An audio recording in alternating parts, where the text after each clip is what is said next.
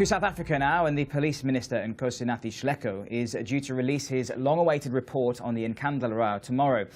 His report is expected to answer the question of whether or not President Jacob Zuma should repay some of the money spent upgrading his Nkandla home, and if so, how much. The minister was tasked to consider whether Zuma was liable for public funds spent on non-security features at his private home, and if so, how much he should repay.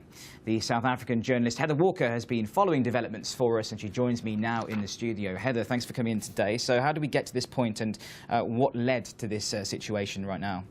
Well, this issue raised its head in about 2009, just after Jacob Zuma took power as the president in South Africa. And it's kind of been rumbling along ever since then. We didn't know very much at the beginning. We now know, thanks to a report released last year by the Public Protector, that these various upgrades, or so-called security upgrades, also included some fairly dubious items, such as a so-called fire pool, otherwise known as a swimming pool to some, chicken coop, amphitheatre, etc.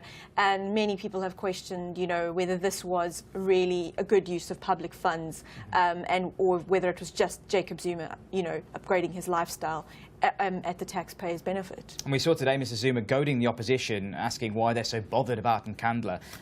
The same reaction as well was seen by the president at the State of the Nation address. So do you think he should be taking things more seriously? Yeah, I don't think the fact that he's laughing at these remarks really does anything for his credibility in the whole situation. Perhaps he is not guilty, but he needs to at least show the South African public that he's taking the issue seriously. But obviously, this is all part of his tactic to make it, shrug it off as if it's just some minor inconvenience to him. Some news outlets are suggesting that this report will run to around 50 pages. Are there any clues as to what the police minister will announce in Parliament? Well, yeah, it's been a long time coming. The ANC and the government have been very circumspect about releasing any details as to their own involvement in these upgrades. But it looks like he may possibly announce that Zuma, as directed, will have to pay back a certain amount of that money. How much of that, we don't really know. He was told he needs to pay a reasonable proportion, but we can't really say what a reasonable proportion is. The issue will come in if they say he should pay a certain amount and the public and the opposition are not happy with whatever amount they come up with. There'll be further backlash, and they may, this may go on for some time. And if the report's findings go against him, what damage do you think it will do to his reputation?